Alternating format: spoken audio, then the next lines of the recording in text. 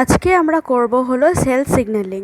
Sell signalling বলতে কি বোঝায়, এবার cell signaling molecule, cell signaling receptors, এই সবগুলো আমরা এই পার্টে পড়ব। সেল সিগন্যালিং পার্টটা আমি কিছু ভাগে ভাগ করে নিয়েছি, যার মধ্যে ফার্স্ট পার্টটা cell signaling part 1 is normal consist of cell signaling molecules and their receptors. তো সেল সিগন্যালিং কমিউনিকেশন বা সেলুলার কমিউনিকেশন বলতে আমরা কী বোঝাচ্ছি? সেলুলার কমিউনিকেশন হলো আ কমিউনিকেশন বিটুইন সেলস, মানে একটা সেল টু সেল ইন্টারাকশান হচ্ছে। Communication between cells regulate and modulate cellular function, মানে একটা সেল আর একটা সেলের মধ্যে যে কমিউনিকেশন ক্রিয়েট করছে, সেই with the help of that communication cell আর সেলের মধ্যে কিছু ফাংশন মডুলেশন হচ্ছে বা কিছু ফাংশন তৈরি হচ্ছে, ঠিক আছে, যেটা হলো সেল কমিউনিকেশনের ওপর ডিপেন্ড করছে। থার্ড হলো it installs a signaling pathway between target cells and signal producing cell. এইটা একটা রিলেশন ক্রিয়েট করে একটা টার্গেট সেল আর একটা সিগন্যালিং সেলের মধ্যে, কারণ সেই কমিউনিকেশনটা ওই দু রকম সেলের মধ্যেই হয়। It occurs in both prokaryotes and eukaryotes, ঠিক আছে।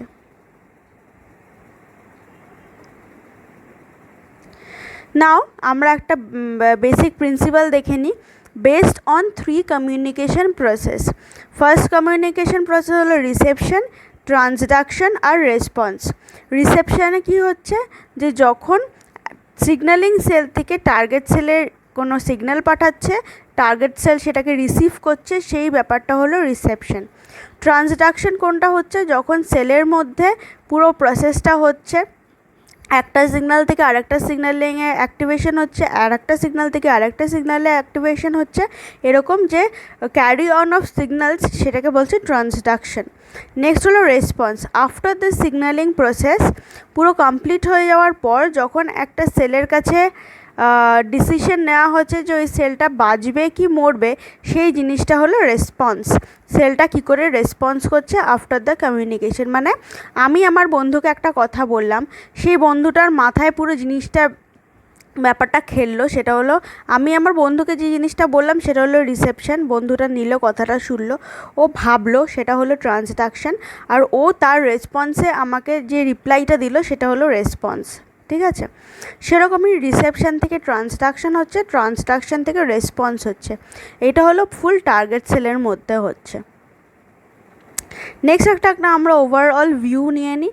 সেটা হলো যে টার্গেট সেলের মেমব্রেনটা এখানে দেখানো হচ্ছে, যার গায়ে গ্রিন কালারের রিসেপ্টরটা লেগে আছে। আর এইদিকে বাঁদিকে হলো লেফট হ্যান্ড সাইডে সিগন্যাল মলিকিউলস আছে। সিগন্যাল মলিকিউলটা গিয়ে যখন টার্গেট সেলের রিসেপ্টরের মধ্যে অ্যাটাচ হচ্ছে, সেটা কিছু লে মলিকিউল তৈরি করছে। লে মলিকিউলগুলো কি আমরা ডিটেলসে পড়ব। কিছু লে মলিকিউলস তৈরি করছে, সেই লে মলিকিউলস টার্গেট সাইটে গিয়ে অ্যাক্টিভেশনস ক্রিয়েট করছে, সেটা আলটিমেটলি রেসপন্স করছে। রেসপন্সে কী হচ্ছে, যে activation or deactivation of certain genes হচ্ছে বা প্রোটিনস হচ্ছে।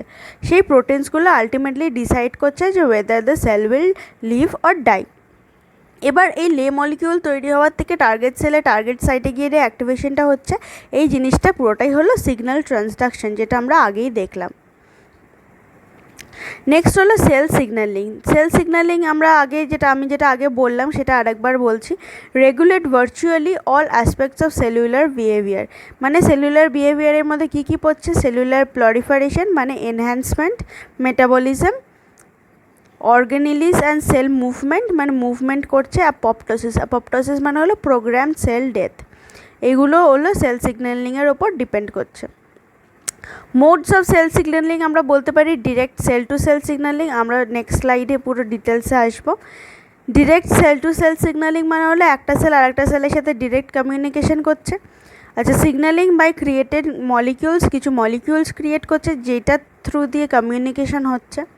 Signaling molecules from one cell bind to the receptor of the other cell, যেটা আমরা আগের পিকচারে দেখলাম।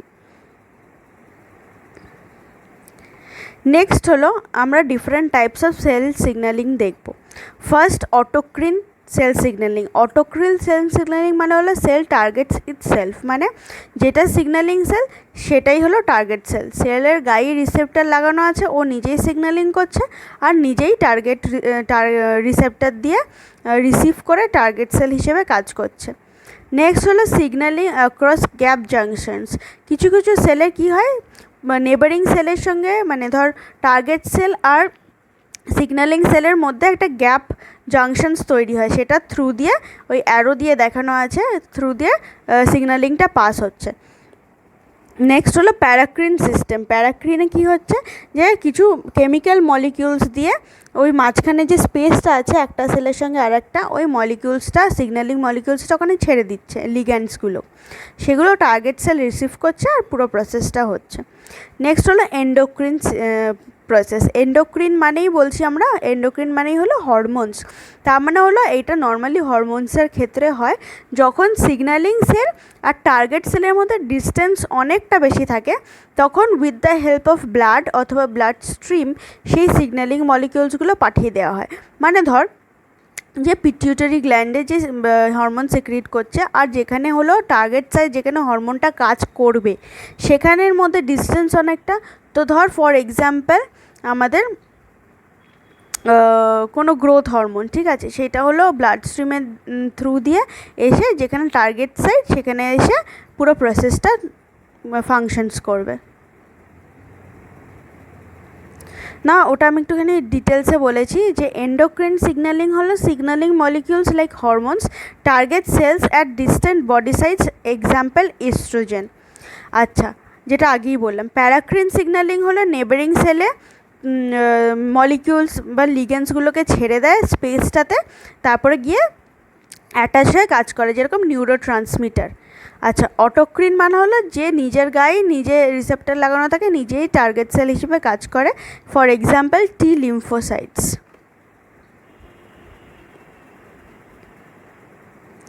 এবার আমরা আসবো হলো ডিটেল স্টাডিতে। আচ্ছা, সেল সিগন্যালিং কম্পোনেন্টস টোটালি 5 রকমের হয়, কিন্তু আমরা পার্ট 1-এ 3 রকমের ফার্স্ট 3টে পড়বো, বাকি 2টো হলো সেকেন্ড পার্টে পড়বো। আচ্ছা, সিগন্যালিং কম্পোনেন্টসের মধ্যে কী কী দেখতে পাচ্ছি? Signaling molecules, signal receptor, signal conveyor, signal transducer আর ট্রান্সক্রিপশন ফ্যাক্টরস। এবার বাঁ দিকেরটাতে দেখ যে সিগন্যালিং সেল থেকে একটা মলিকিউল রিলিজ হচ্ছে, সিগন্যালিং মলিকিউল, যেটাকে লিগ্যান্ড বলা হয়, আবার সেটাকে সিগন্যালিং মলিকিউল বলা হয়। সেটা এসে রিসেপ্টরের গায়ে লাগছে। এবার রিসেপ্টরের দুটো পার্ট আছে, একটা সেলের বাইরে একটা সেলের ভেতরে। সেলের বাইরে যে ওয়াই শেপ পার্টটা আছে সেটা হলো এক্সট্রাসেলুলার রিসেপ্টর, আর সেলের ভেতরে যেটা আছে সেটা হলো ইন্ট্রাসেলুলার রিসেপ্টর। এবার এক্সট্রাসেলুলার পার্টটাতে লিগ্যান্ডটা বা সিগন্যালিং মলিকিউলটা এসে অ্যাটাচ হচ্ছে। এই যে ওয়াই শেপ জায়গাটা, এটা হলো সিগন্যাল রিসেপ্টর, এটাকে সিগন্যাল রিসেপ্টর বলা হচ্ছে।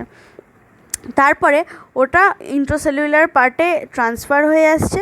এবার এখানে হলো আমাদের কিছু ইনডিউসারের কাজ আছে। ইনডিউসারের কাজ কি আমরা পরে বলবো। ইনডিউসার কি করছে, রিসেপ্টরের এক্সট্রাসেলুলার পার্ট থেকে ইন্ট্রাসেলুলার পার্টে নিয়ে আসা, আবার ইন্ট্রাসেলুলার পার্ট থেকে ওটা আমাদের সিগন্যাল কনভেয়ারের মধ্যে পাঠানো, মানে নেক্সট সিগন্যাল অ্যাক্টিভেশন করা।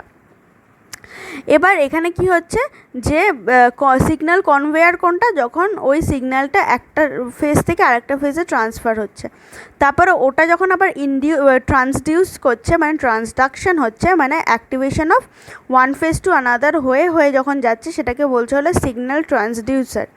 তারপরে হলো ওটা নিউক্লিয়াসের মধ্যে এন্টার করছে, নিউক্লিয়াসের সাইটোজোলে ট্রান্সক্রিপশন ফ্যাক্টরস তৈরি হচ্ছে, যেমন আরএনএ থেকে ডিএনএ থেকে আরএনএ, আরএনএ থেকে প্রোটিন তৈরি হচ্ছে। ওই প্রোটিনটাই কী করছে, রেসপন্স হিসেবে কাজ করছে। রেসপন্স হিসেবে কাজ করে বলছে whether the cell will grow or die. এটা পুরোটাই টার্গেট সেলের মধ্যে হচ্ছে। এবার আমরা দেখছি যে 3 রকমের সেল হয় আমাদের বডিতে। সেন্ডিং সেল মানে হলো আমাদের সিগন্যালিং সেল, টার্গেট সেল আর নন টার্গেট সেল।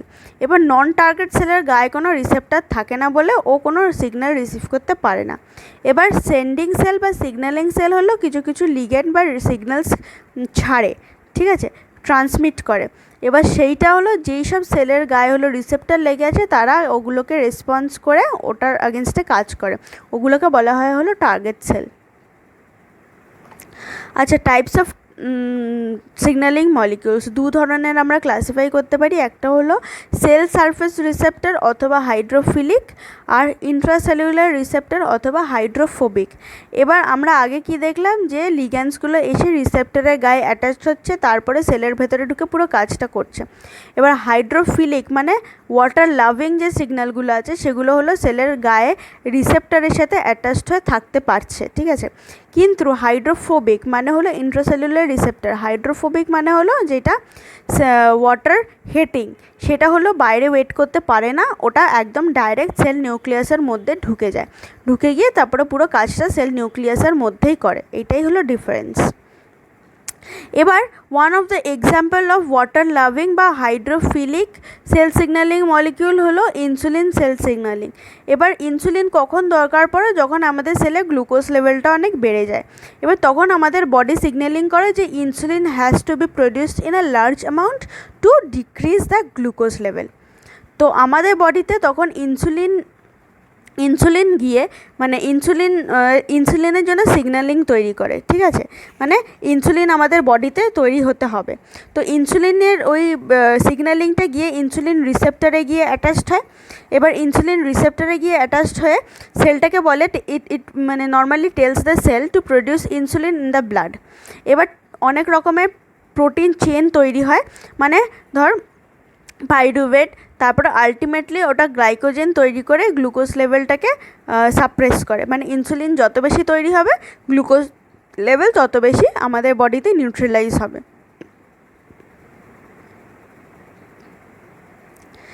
নাও সেল সিগন্যালিং রিসেপ্টার্স, আমরা আগেই বললাম যে দু ধরনের হয়, এক্সট্রা সেলুলার পার্ট আর ইন্ট্রাসেলুলার পার্ট। এক্সট্রা সেলুলার হলো সেলের বাইরে যেটা ওয়াই শেপের থাকে, যেখানে এসে লিগ্যান্ডটা অ্যাটাচ করে, সেটা হলো এক্সট্রা সেলুলার পার্ট।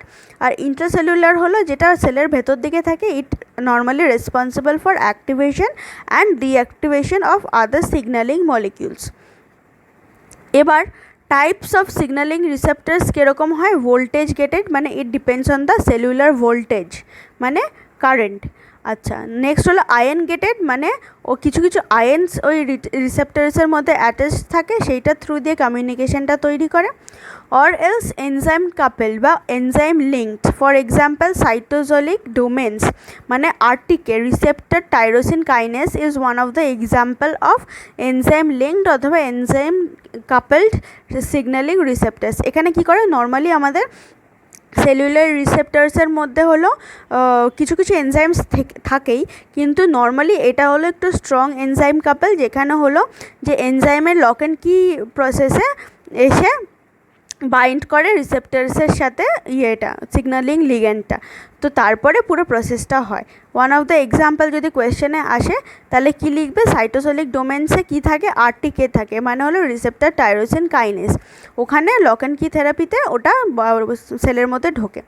নেক্সট হলো 7 ট্রান্সমেমব্রেনিং রিসেপ্টার্স, জি প্রোটিন কাপেলড রিসেপ্টার্স, মানে হলো প্রোটিন মেমব্রেন অ্যাঙ্কার, মানে প্রোটিন অ্যাঙ্কারিং করে, মানে অনেক চেইনস অফ প্রোটিনস তৈরি হয়, সেখানে গিয়ে অ্যাটাচড হয়ে যায়, তারপরে পুরো প্রসেসটা হয়। G protein one of the example of 7 transmembrane receptors হলো জি প্রোটিন। এবার জি প্রোটিনের ব্যাপারে একটু ডিটেলসে আমরা নেক্সটে আসছি। সিগন্যালিং রিসেপ্টার্স আমি আগেই বলেছি, 2 টাইপস, ইন্ট্রাসেলুলার আর মেমব্রেন ইন্টিগ্রাল। ইন্ট্রাসেলুলার মানে হলো যেটা ডাইরেক্ট মানে হাইড্রোফোবিক, মানে যেটা সেলের মধ্যে একদম ডাইরেক্ট ঢুকে যাচ্ছে, নিউক্লিয়াসে গিয়ে কাজ করছে। এবার এখানে কি একটাই সিগন্যাল ঢুকছে, একটাই সিগন্যাল পুরো সেলের মধ্যে কাজ করছে, কোনো মাল্টিপ্লিকেশন হচ্ছে না সেলের। কিন্তু মেমব্রেন ইন্টিগ্রাল রিসেপ্টর বা হাইড্রোফিলিক রিসেপ্টার্সে কী হচ্ছে, যে এটা রিসেপ্টরের গায়ে টার্গেটটা গিয়ে মানে টার্গেট রিসেপ্টরের গায়ে গিয়ে লিগ্যান্ডটা গিয়ে লাগছে। এবার সেখান থেকে একটা সিগন্যাল তৈরি হচ্ছে, সেটা আবার চেঞ্জ হচ্ছে আর একটা সিগন্যালে, সেটা আবার অ্যাক্টিভেশন করছে আর একটা সিগন্যালে, সেইটা আবার অ্যাক্টিভেশন করছে আর একটা সিগন্যালে, এরকম করে করে পুরো চেঞ্জ স্ট্রাকচারে সিগন্যালটা চেঞ্জ হচ্ছে। তার মানে কি এখানে সিগন্যালটা মাল্টিপ্লাই করছে বা অ্যাম্পলিফাই করছে, ডাইরেক্ট নিউক্লিয়াসে ঢুকছে না। সিগন্যালিং চেঞ্জ করে করে আমি একজনকে হাত দিলাম, সে আরেকজনের হাত দিল, সে আরেকজনকে হাত দিল, এরকম করে করে যাচ্ছে। তার মানে কি অনেকগুলো সিগন্যালিং তৈরি করছে। আর মানে আমি ধর রান্নাঘর অবধি একটা আলু পাঠাবো, আমি একজনকে দিলাম, সে আরেকজনকে দিল, সে আরেকজনকে দিল, তারপরে মাকে দিল, তারপরে মা রান্না করলো। এটা হলো আমাদের মেমব্রেন ইন্টিগ্রাল বা হাইড্রোফিলিকে হচ্ছে। আর হাইড্রোফোবিকে কি হচ্ছে বা ইন্ট্রাসেলুলারে কি হচ্ছে, যে আমি ডাইরেক্ট গিয়ে মাকে আলুটা দিয়ে দিলাম, মা রান্না করলো। ঠিক আছে। আচ্ছা, মেমব্রেন রিসেপ্টার্স জি প্রোটিন। এবার জি প্রোটিনে আমি আসছি। জি প্রোটিনটা বেসিক্যালি কিন্তু একটা ব্রিজ তৈরি করে ইন তোমার রিসেপ্টার আর ইনডিউসারের মধ্যে। ইনডিউসার কি করছে, ইনডিউসার হলো অ্যাক্টিভেশন করছে, মানে ইনডিউসারটা যখন অ্যাক্টিভেটেড হয় তো যতগুলো ইনহিবিটার্স থাকে সেলের মধ্যে সেগুলো ইনঅ্যাক্টিভেটেড হয়ে যায়, মানে সেলটাকে প্লরিফারেট করতে দিচ্ছে না, এরকম ইনহিবিটার্স কিছু থাকে, সেই ইনহিবিটার্সগুলোকে ইনঅ্যাক্টিভেটেড করে যায়, তারপরে পুরো প্রসেসটা হয়। তো নর্মালি কী হয়, জি প্রোটিনস দিয়ে দু ধরনের ট্রান্সমিশন হচ্ছে, একটা হলো হরমোনস, একটা হলো নিউরো ট্রান্সমিটার্স। হরমোনস মানে হলো এন্ডোক্রিন সিস্টেমে, মানে এন্ডোক্রিন প্রসেসে হচ্ছে, আর নিউরো হলো আমাদের ওই মলিকিউলস ছেড়ে যেটা নর্মালভাবে লিগ্যান্ড তৈরি করছে ওটা হচ্ছে। ঠিক আছে। আচ্ছা, এবার হলো এইটা জি প্রোটিনটা হলো one of the example of 7 membrane spinning. ঠিক আছে, এটা আমি আগেই বললাম। আচ্ছা, এবার কি হচ্ছে, ব্রিজটা কী করে তৈরি হচ্ছে আমি দেখাচ্ছি। আগে স্ট্রাকচারটা বলছি আমি। হ্যাঁ, জি প্রোটিনে মানে জি প্রোটিনের মধ্যে 3টে সাব ইউনিট থাকে, আলফা, বিটা আর গামা। ঠিক আছে। এবার আলফা, বিটা, গামা যখন একসাথে থাকে তখন ওটা ইনঅ্যাক্টিভেটেড ফর্মে থাকে, কিন্তু যখন এখানে ডায়াগ্রামটা হরমোন মানে হরমোন অথবা যে সিগন্যালিং লিগ্যান্ডটা আছে সেটা রিসেপ্টরের গায়ে গিয়ে অ্যাটাচড হচ্ছে। ঠিক আছে, যখনই অ্যাটাচড হয়ে যাচ্ছে, ও রিসিভ করে দিচ্ছে রিসেপ্টরটা, তখন কি করছে, ওর গায়ে জি প্রোটিনটা লেগে আছে, দেখ 3টে সাব ইউনিটে আলফা, বিটা, গামা। এবার যখনই রিসেপ্টার্সে এসে ব্যাপারটা লাগছে তখনই আলফা বিটার থেকে বিটা আর গামার থেকে আলফা পার্টটা আলাদা হয়ে যাচ্ছে। এবার যখনই আলফা পার্টটা আলাদা হয়ে যাচ্ছে ও নিজে অ্যাক্টিভেটেড হয়ে যাচ্ছে। এবার অ্যাক্টিভেটেড হয়ে গিয়ে ও ইনডিউসারের গায়ে গিয়ে লাগছে। ঠিক আছে। ইনডিউসার কি করছে, ইনডিউসার হলো এনার্জি ইউটিলাইজ করছে, মানে এটিপি থেকে সাইক্লিক এএমবি তৈরি করছে, এটিপি ইউটিলাইজ করে ওই সিগন্যালিংটা ট্রান্সফার করে দিচ্ছে টু কনভেয়ারের কাছে। ঠিক আছে, ওই লে মলিকিউল তৈরি করছে। নেক্সট প্রসেস অফ ট্রান্সডাকশনের জন্য সিগন্যালিংটাকে পাস করছে। এই জন্য আমি বললাম যে জি প্রোটিনটা অ্যাজ এ ব্রিজ কাজ করছে রিসেপ্টার আর ইনডিউসারের মধ্যে। রিসেপ্টারে যখন সিগন্যালটা রিসিভ করছে, ও আলফাটাকে ছেড়ে দিচ্ছে, আলফাটা অ্যাক্টিভেটেড হয়ে রিসেপ্টারটাকে এই সিগন্যালটাকে নিয়ে গিয়ে ইনডিউসারকে দিচ্ছে। ইনডিউসার হলো অ্যাক্টিভেটেড হয়ে গিয়ে ও কনভেয়ারকে দিচ্ছে, কনভেয়ার তারপরে পুরো ট্রান্সডাকশনটা হচ্ছে, তারপরে রেসপন্স হচ্ছে, তারপরে সেলস ঠিক করছে যে ও বাঁচবে কি মরবে, এরকম করে পুরো জিনিসটা তৈরি হচ্ছে। এখানে আমি একটু ডিটেলসে দিয়েছি যে হরমোনস বা সিগন্যালিং লিগ্যান্ডস যখন রিসেপ্টরে এসে লাগছে তখন জি প্রোটিনটা অ্যাক্টিভেট হয় ও তোমার সেল এনজাইম বা ইনডিউসারের কাছে যাচ্ছে, ইনডিউসারটা অ্যাক্টিভেটেড হয়ে তারপরে সিগন্যালিংটাকে পাস করছে। ঠিক আছে, এটা হলো পুরো জি প্রোটিনের কাজ। ঠিক আছে, জি প্রোটিনটা খুব ইম্পর্ট্যান্ট একটা প্রোটিন, যেটা মানে খুব নর্মালি কোয়েশ্চেন্সে আসে। আচ্ছা, এইটা হলো আমাদের ফার্স্ট পার্ট। এবার সেকেন্ড পার্টে আমরা লাস্ট দুটো কনভেয়ার আর ট্রান্সডাকশানের পুরো প্রসেসটা করবো। ঠিক আছে।